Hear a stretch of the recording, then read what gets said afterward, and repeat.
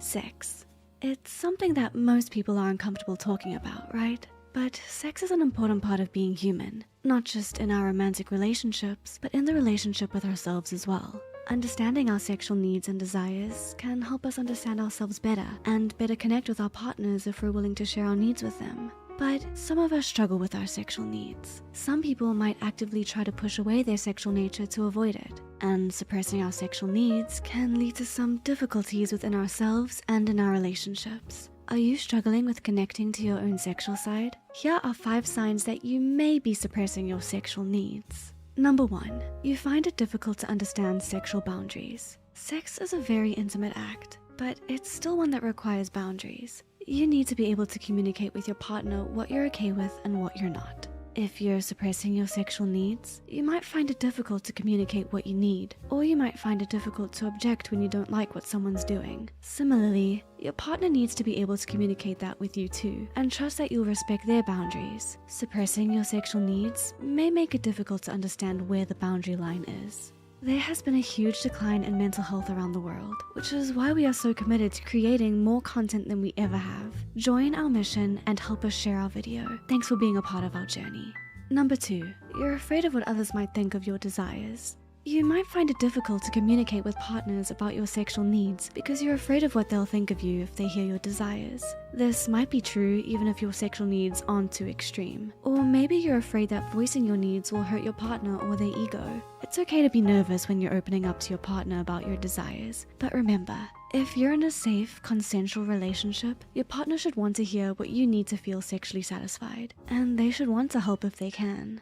Number 3, you often feel frustrated or tense. An important part of sexual urges is also a release. This might be an orgasm, or it could just be a connection to yourself and your partner. But suppressing or attempting to ignore our sexual needs can lead to us feeling irritated, frustrated, or even tense, as we don't get the release that we need. Having an orgasm releases lots of happy chemicals, such as dopamine and oxytocin. Suppressing your sexual needs and not being able to have that release may lead to feelings of physical tension or emotional frustration.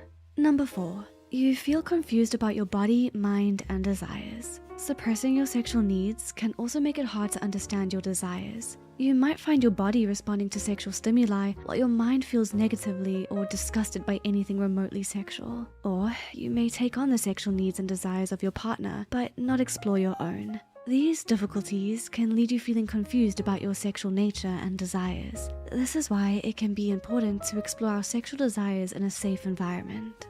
Number 5, your sexual desires can feel more urgent and don't go away. Trying to suppress something doesn't always make it go away. Sometimes it makes things worse. Or in trying to suppress your sexual needs, you might actively try to avoid sexual thoughts too. And forcing yourself to not think of something usually just makes you think of it more. So, in your efforts to force your sexual needs and thoughts away, you might be doing just the opposite. When we suppress our sexual needs, we're essentially trying to deny a part of ourselves that we think might be bad or shameful, or come from feelings of guilt. This may come from religious beliefs or more conservative households. Our sexual needs are neither bad nor shameful, and in exploring and addressing our own sexual needs, we can improve our sex lives, especially if we're willing to open up to our partners about them, when we're comfortable with it, of course. But remember, you're not alone when it comes to having sexual needs and desires, and having them doesn't make you strange or wrong. It's just another part of being human. Can you relate to any of this? If so, share with us in the comments if you're comfortable. The references and studies used are listed in the description below.